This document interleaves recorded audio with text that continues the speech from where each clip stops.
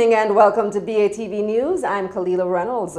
With the Christmas shopping season in high gear, President of the Vendors, Higglers and Marketers Association and Markets Association, Dunstan Whittingham, says he wants to meet the new authorities of the municipal corporations to discuss regulations for vending. Mr. Whittingham was a guest on BATV's current affairs program On Point last night. Anthony Morgan reports. Dunstan Whittingham says it's expected that some $15 billion will be spent during the Christmas week. With so much money in circulation, vendors will be working hard to cash in. However, the Vendors, Higglers and Markets Association president says there needs to be changes to designated spaces for vendors and motorists with the expected increase of vendors and shoppers during the festive season time of year. Looking at the election which have just gone, the local government election, we have two Christmas. We have money which is coming from out of that election into the real Christmas, which is the 25th. Boxing Day, we are looking at the third impact which come into the new year. So we wanted to meet with the city authority to make sure that we are telling them at this time of the year, you need to leave space for shoppers, pedestrian, vehicular traffic. Imagine if you have a problem where fire is downtown and the brigade have to get into those congested area. You need to close out certain streets, maybe the last week going into the 7th day, which is going to shoot downtown Kingston. Mr. Whittingham is also encouraging the seasonal vendors to cooperate with the police. Those who are not legally and illegally, we said to them, quinge up.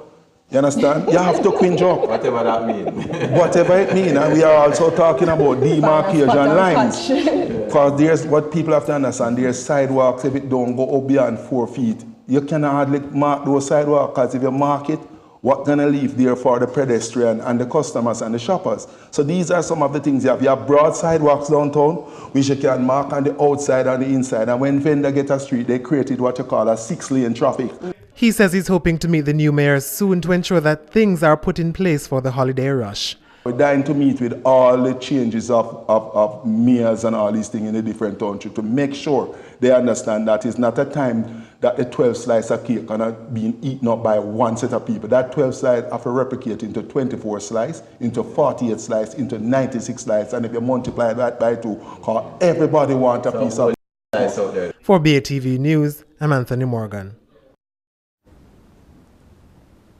Meanwhile, Kingston's new mayor, Delroy Williams, says he's focused on making the capital city a major cruise shipping destination. The mayor says he's already in talks to make his plan a reality. Andrew Lately tells us more. Cruise shipping is high on the agenda. The new Kingston mayor made it clear that he champions the idea of bringing more cruise ships to the shores of the capital city. We are also committed to having cruise shipping stopovers in the Kingston Harbor.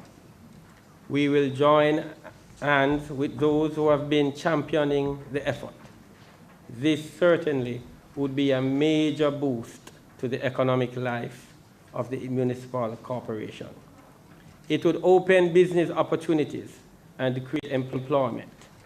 We will pursue this with vigilance over the next 4 years.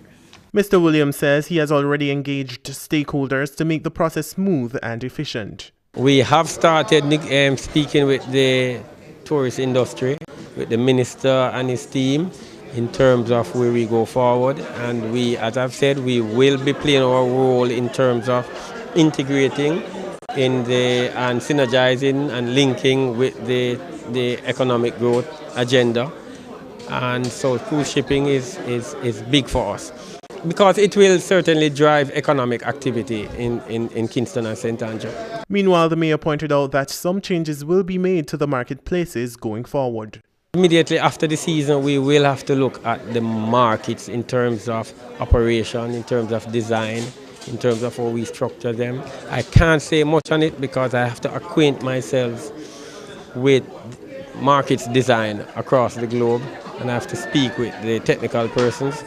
But I'm, off the top of my head, I'm really not comfortable with the design of our markets. For BATV News, I'm Andrew Lately. Chairman of the All-Island Cane Farmers Association, Alan Rickards, says fires to cane farms are threatening the life of the industry and the livelihood of their communities therein. He was speaking at the pre-crop media conference held in Kingston recently. Anthony Morgan reports. The chairman of the All-Island Cane Farmers Association, Alan Ricketts, says the growth of the industry is being hampered by those who burn cane farms for reasons other than harvesting. We have got to eliminate those among us who have suicidal tendencies. When people burn cane on that scale, as in Westmoreland, that is suicidal. It eliminates a very essential ingredient of harvesting, which is area organized reaping. It endangers the payment to the farmers themselves. It affects the efficiency of the operation of the factory. However, he says there is usually a reduction in cane fires around the time when the crop year begins in December. A lot of the times, people start those fires to force work to happen. If the work is happening, there is less need for it. Secondly, however, we have got to be on the ground through the groups. The groups must buy in and take responsibility for the harvesting of cane in their area in a methodical manner. If they are part of the problem, they are not a part of the solution. Meanwhile, the chairman says the fires also have a negative effect on communities as they too benefit from the economic activity associated with cane farming. If the sugar industry in Frome is pumping $300 million per fortnight at the height of crop into the area, it means that shopkeepers, banks, taxi drivers, school attendants, all these things are affected by the sugar industry. For BATV News, I'm Anthony Morgan. And still to come, JAMPRO says 2017 is looking good for investors. The details after the break.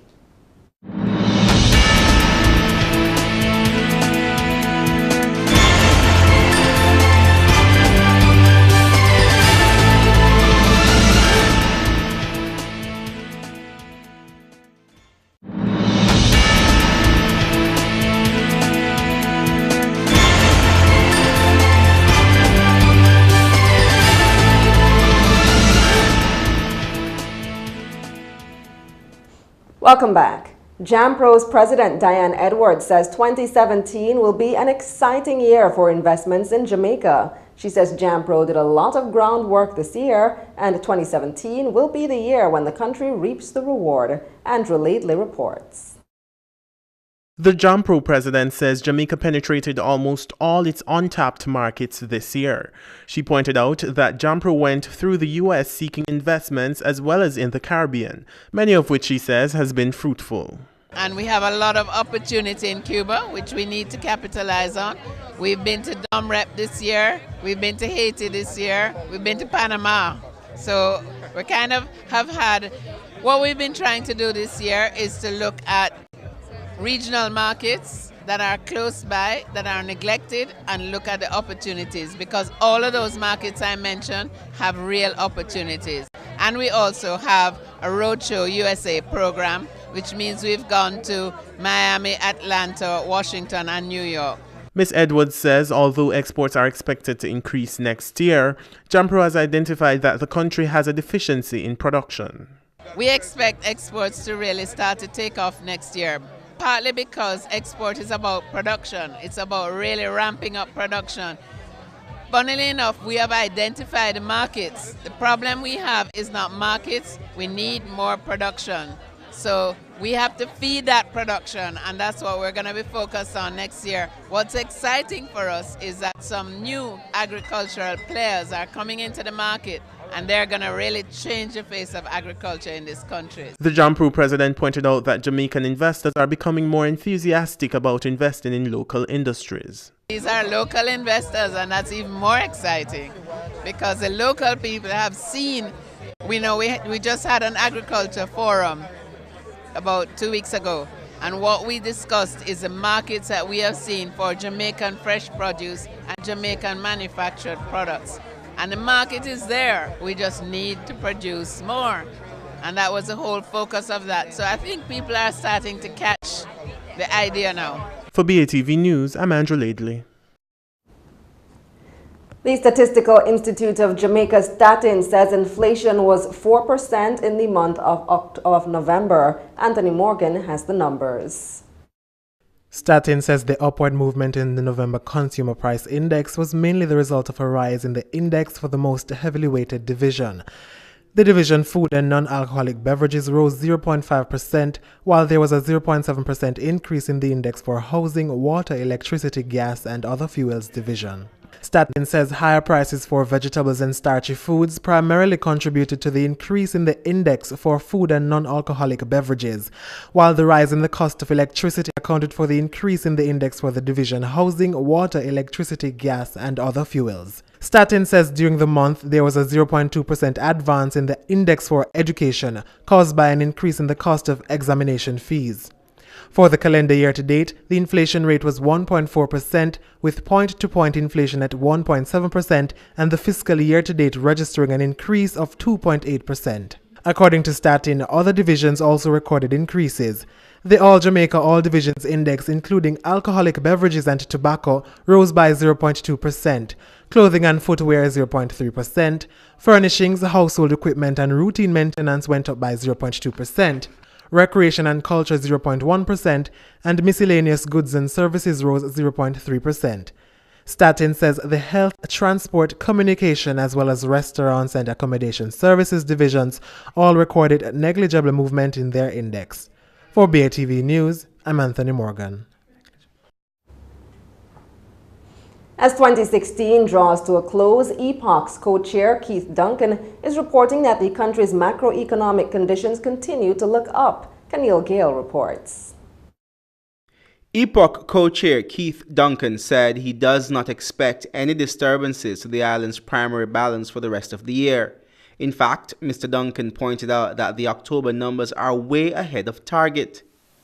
As at October, these are October numbers, we're at $56.2 billion against a target of $37.8 billion for the end of October, and against the December indicative target,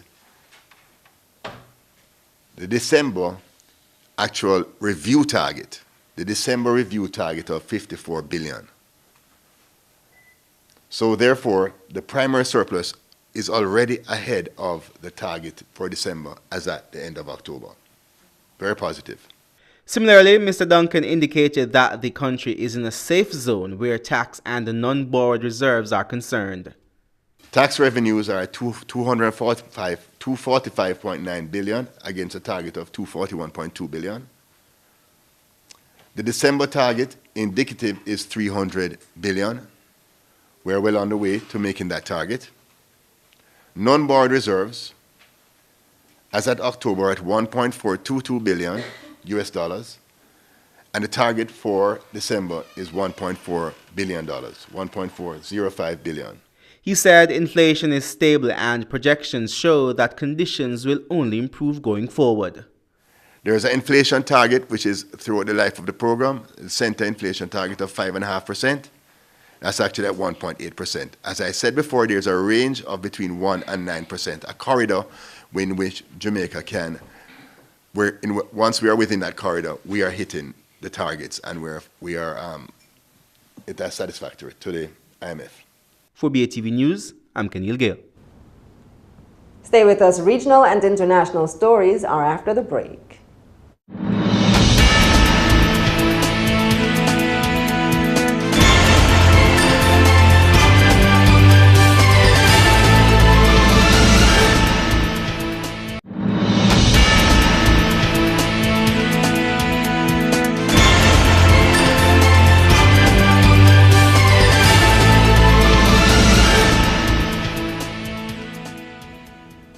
Welcome back. It's time now for regional and international news. Venezuela is reeling from the highest inflation rate in the world at around 500%. Some economists believe this will triple next year. The largest banknote in the currency is being pulled from circulation and replaced by larger denominations. But that has created a lot of headache for Venezuelans. Al Jazeera's Mahir Sattar reports. Venezuelans line up with bagloads of 100 Bolivar notes to exchange them for larger denominations. The notes are being taken out of circulation on President Nicolas Maduro's orders. He says the mafia is destroying the economy by hoarding cash for the black market, leading to runaway inflation. The president needed to take these, of course, very correct measures and very welcomed by the people to put an end to this situation. Maduro says new notes with much higher denominations, up to 20,000 bolivars, are already in circulation. But Venezuelans scrambling to exchange their soon-to-be defunct 100 bolivar notes couldn't find them, and the deadline is drawing near. We were told we need to drop off the 100 bolivar bills and get them exchanged, but we come to withdraw new cash and we get the hundreds again. I don't understand. It's crazy. I do not understand. And the crisis has uncovered a new currency trend: metal. Just outside the capital, a telecoms tower tumbled after thieves stole the screws helping to prop it up. They also took copper cables and a generator. In these desperate times, industrial materials have risen sharply in value. So far this year, we have had almost 600 thefts in about 330 stations. We've had stations that have been robbed more than once. The loss is almost $5 million. This money could have been invested in modernizing the network instead. Welfare groups are reporting a spike in families struggling to survive because of the rampant inflation. Some are even handing over their children to friends or the state to look after. And food riots and looting are becoming more common as the situation deteriorates, with Venezuela teetering on the brink of chaos. Maher Sattar, Al Jazeera. The government in Brazil has announced plans to boost the country's economy, which has been in recession for 2 years. The measures include helping small businesses and allowing people to use pension funds to pay off debts. Here's more. President Michel Temer, flanked by his economic team, went on television to announce his plan to boost the Brazilian economy. Increased growth, he said, reduced unemployment, less bureaucracy. For the past 2 years, there's been nothing but bad news. Inflation over 10%, 1.5 million jobs lost last year, consumer spending and investment down, and the worst budget deficit ever. Last year we sold 50% more, so it's really bad for everyone. We were forced to fire a few employees. Usually by the end of the year we hire extra workers, but this year the opposite happened. All agree that drastic measures are called for, but are they the right ones? Are they enough? We need a plan to reduce taxation, to create new jobs. But let's see if it works. I don't think it's going to work. This government, I don't trust it. I don't believe them. They're maneuvering things behind the scenes. That is not correct. They have a hidden agenda. A reflection of the low esteem many Brazilians have of their politicians and business leaders, with many implicated, some jailed, in a long-running corruption scandal.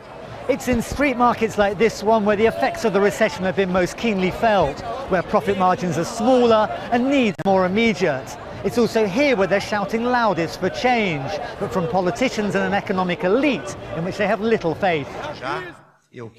President Temer has said sacrifices must be made. Yes, there are a lot of people who are going to vote for But many analysts say the new measures and the 20-year cap on public spending agreed earlier this week place an unfair burden on the poor. We have to limit and balance the federal budget, but in a way, did they cut where we should cut?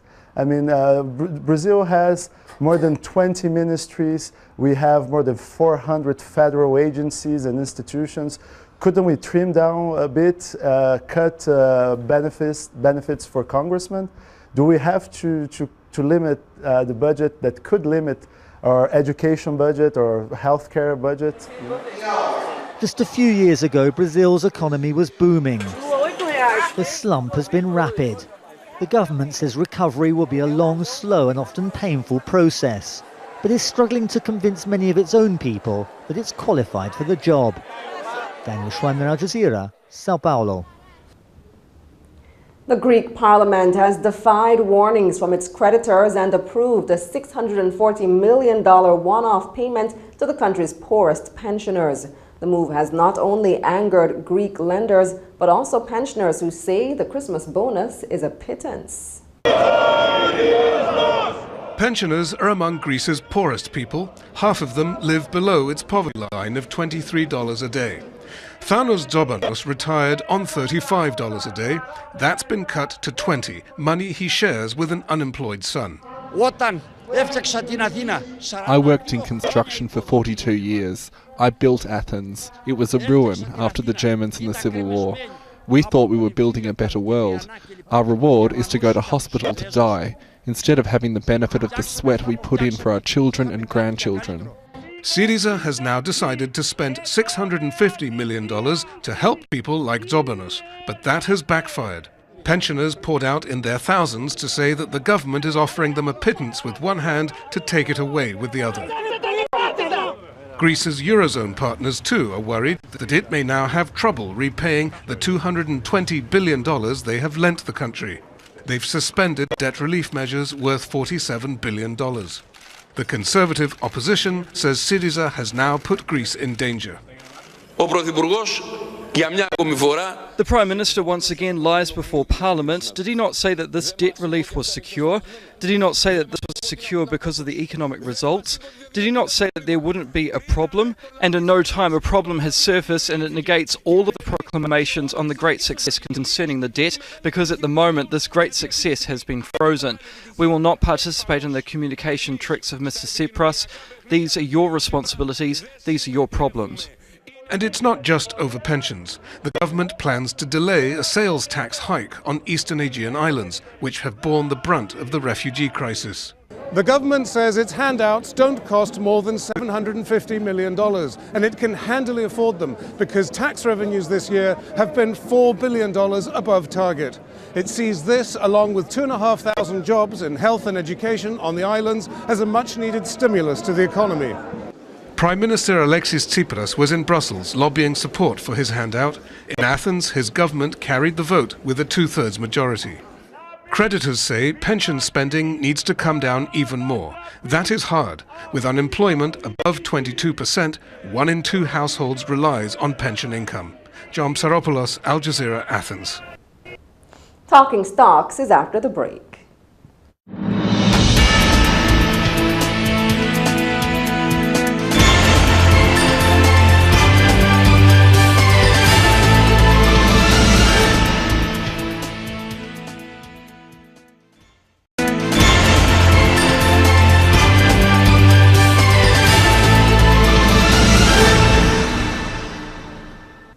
Welcome back. It's time now for Talking Stocks. 31 stocks traded today, of which 19 advanced, 8 declined, and 4 traded firm. The main JSE index advanced by 1,270 points to close at 184,942 points. The junior index declined by 25 points to close at 2,480. Over 7 million units traded, valued at more than $99 million on the Jamaican dollar market. And on the US dollar market, over 85,000 units traded, valued at over $25,000 US dollars. Lasco Manufacturing, with over 2 million units changing hands, accounted for 40% of market volume. Scotia Investments was second with over 1 million units trading. 138 Student Living accounted for 607,000 units, amounting to 4% of market volume crossing the floor. Medical Disposables and Supplies was the top advancer, up 60 cents to close at $4.80, followed by Margaritaville, up by almost 3 cents to close at 25 cents, and Cable and Wireless, up 5 cents to close at 90 cents. The main decliners were 138 Student Living, down 48 cents to close at $4.50, followed by Lasco Distributors, losing 36 cents to close at $6.51, and Derrimon Trading Company down 15 cents to close at $3.55. And that's all the news for this evening, but before we go, a recap of our top story. With the Christmas shopping season in high gear, President of the Vendors, Higglers and Markets Association, Dunstan Whittingham, says he wants to meet the new authorities of the municipal corporations to discuss regulations for vending. Thanks for watching. For more content, visit our website at batvja.com. I'm Kalila Reynolds. Pleasant viewing.